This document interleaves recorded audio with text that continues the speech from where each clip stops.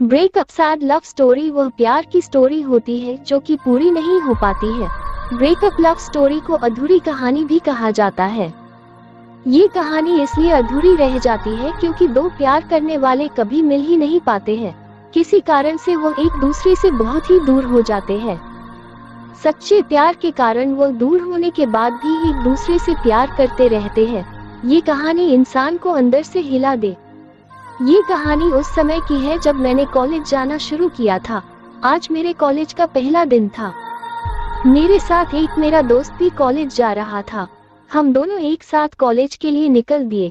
मैं रास्ते में अपने स्कूल की बातें कर रहे थे। स्कूल के दिन भी क्या होता है। हम कॉलेज पहुंचकर अपने क्लास की ओर बढ़े। मुझे मेरे क्लास में एक लड़की दिखी। वो लड़की इतनी खूबसूरत और हसीन थी। मेरी नजर उस लड़की के चेहरे से हट ही नहीं रही थी, मानो मैंने कोई परी देख ली हो। मेरे दोस्त ने मुझे कब सीट पर लेकर बैठा दिया मुझे पता ही नहीं चला। मेरा क्लास शुरू हो गया, पर मेरी नजर बार बार उस लड़की की ओर जा रही थी। मैं चाहकर भी पढ़ाई नहीं कर पा रही थी। घर आने के बाद मेरे दोस्त ने मुझे काफी कुछ कहा। वो मुझसे कह रहा था कि तुम पढ़ाई पर ध्यान रखो, पढ़ाई ही सब कुछ है। मेरा दोस्त पढ़ाई को बहुत ही पसंद किया करता था। वो किसी भी प्रेम में नहीं पढ़ना चाहता था। तो इस तरह से मेरा कॉलेज का पहला दिन था। अब मुझे कॉलेज जाते हुए करीब 1 महीना हो गया था। आज मेरी बात उस लड़की से हो ही गई। आज हम एक टीचर के बारे में बातें कर रहे थे। हमारे कॉलेज में एक ऐसे टीचर थे जो कि क्लास को कम पढ़ाते और ज्यादा खुद के बारे में बताते थे। हम अपने टीचर के बारे में बातें करते ही जा रहे थे।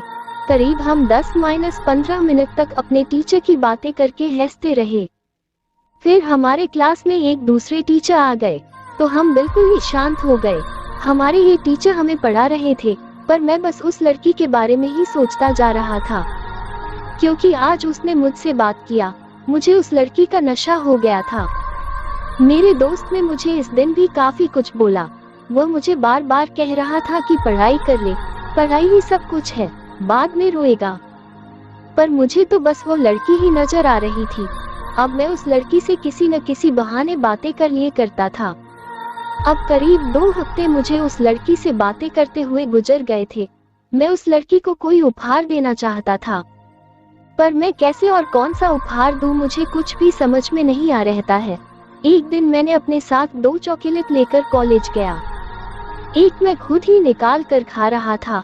उस लड़की ने मुझे देख, मैंने उससे पूछ क्या तुम्हें चॉकलेट चाहिए। उसने कुछ भी नहीं कहा। फिर भी मैंने दूसरा चॉकलेट उसकी ओर बढ़ा दिया, उसने भी ले लिए। अब मुझे उस दिन जितनी खुशी हो रही थी उतनी खुशी मुझे कभी नहीं हुई थी। ऐसा लग रहता है कि मैंने कोई जंग जीत लिया हूँ। अब रोज उस लड़की के लिए मैं कुछ न कुछ उपहार ले जाया करता था। मैंने अपने लिए पैसा खर्च करना बंद कर दिया था। साथ ही कभी कभी मैं उसके लिए कर्ज भी लेकर उपहार ले जाया करता था। हम एक दूसरे के बहुत ही करीब आ गए थे। मैंने अब सोच लिया था कि मुझे इस लड़की को बता देना चाहिए कि मैं इससे कितना प्रेम करता हूँ, पर मेरी हिम्मत नहीं हो रही थी। देखते ही देखते पहले साल का अंतिम परीक्षा भी सामने आकर खड़ा हो गया। अब भी वो मेरे साथ ही थी। हम दोनों साथ ही पढ़ाई किया करते थे।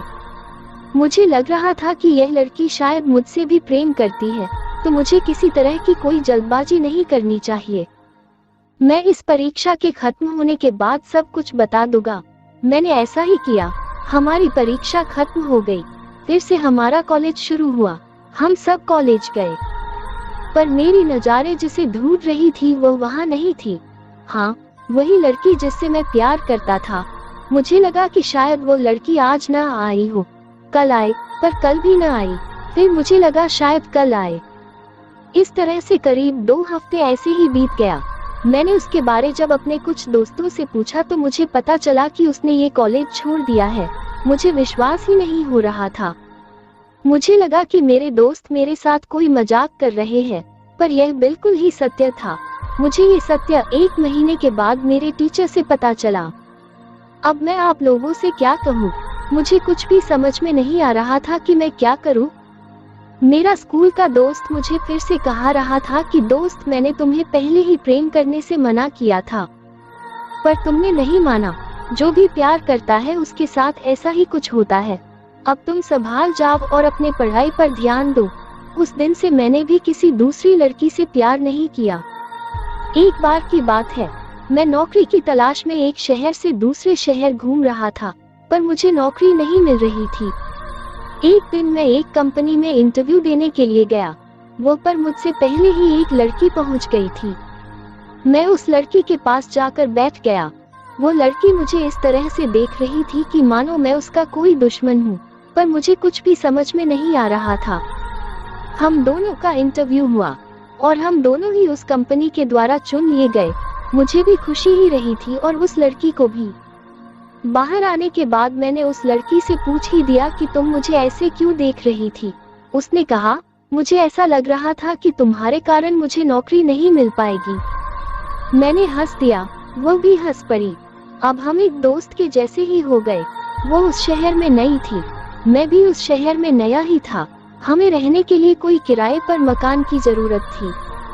अब हम दोनों मकान खोजने निकल पड़े। हमें शाम तक एक मकान मिल ही गया। वो मकान काफी अच्छा था, पर उसका किराया थोड़ा सा ज्यादा था।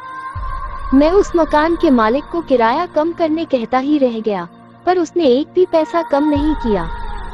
उस लड़की ने कहा, क्यों न हम एक ही मकान में रहे, जिस कारण हमें आधा आधा किराया देना होगा। मुझे यह विचार अच्छा लगा। हमने वो मकान ले लिया। हम दोनों ने मकान की सफाई की, कुछ जरूर सामान को खरीदा। अब हम दोनों सोचने लगे कि खाना कौन बनाएगा। चूंकि मुझे खाना बनाने नहीं आता था, तो उस लड़की ने कहा, मैं खाना बना दूंगी, पर तुम्हें कपड़े और बर्तन को धुलना होगा। मैं तैयार हो गया। अब हम दोनों एक दूसरे को काफी मदद किया करते थे। आधा काम वह करती और आधा काम मैं। हम दोनों बड़े अच्छे से कंपनी का भी काम किया करते थे। अब हमें करीब 2 साल साथ रहते हुए हो गया था। मुझे वो कोई पराया नहीं लगती थी। हम दोनों अपने बारे में एक दूसरे को बताया करते थे। हमारी जिंदगी काफी मजेदार थी। एक दिन मुझे फोन आया कि मेरे पिताजी का दुर्घटना हो गया है। मैंने ये खबर उस लड़की को बताई। उस समय मेरे पास कुछ पैसे कम पड़ रहे थे। उस लड़की ने मुझे पैसे दिए और घर जाने को कहा। मैं अगले दिन ही अपने गांव के लिए निकल पड़ा। मैं रास्ते भर उस लड़की के बारे में सोचता रह गया। मैंने घर आकर अपने पिता को देखा, उन्हें कुछ भी नहीं हुआ था। मेरे घर वाले ने मुझे शादी करने के लिए बुलाया था। मेरे घर वाले ने मेरे लिए एक लड़की देख रखा था। मुझे बस शादी करना था। अब मेरे दिल और दिमाग में बस वही लड़की थी। मैंने उसे फोन किया। फोन उठाते ही वो मेरे पिताजी के बारे में पूछ रही थी। मुझे वो कह रही थी कि तुम कोई चिंता न लेना, मैं तुम्हारे साथ हूँ। तुम्हें पैसों की जरूरत होगी तो तुम मुझे जरूर बता देना। मैं एक शब्द भी नहीं बोल पा रहा था। मैंने अंत में बस इतना कहा, ठीक है, मैं तुम्हें कुछ देर बाद फोन करता हुए। इसके बाद मैंने अपने फोन को बंद कर दिया। उसके बाद आज तक मैंने उस फोन को खोला ही नहीं। मुझे आज तक इस फोन में से उस लड़की की आवाज आती है, उस लड़की के साथ किया हुआ। अब वो कहाँ है, क्या कर रही है, मुझे कुछ भी पता नहीं। मैंने उस लड़की से शादी भी कर लिया जिस लड़की को मेरे घर वालों ने पसंद किया हुआ था। ये कहानी मुझे बताते हुए मेरे आंखों से आंसू निकल रहा है। बस मेरी यही कहानी है। इस कहानी में प्रेम को तोड़ने वाला सिर्फ मैं हूँ। यहाँ दुख भरी प्रेम कहानी, दूसरे शब्दों में प्रेम की अधूरी कहानी आपको कैसी लगी? आपको ये सैड लव स्टोरी आपको कैसे लगी, आप हमें बता सकते हैं। इस तरह की कहानी सभी की होती है। कुछ लोग इसको भूल जाते हैं तो कुछ अपने साथ रखकर जीवन जीते हैं।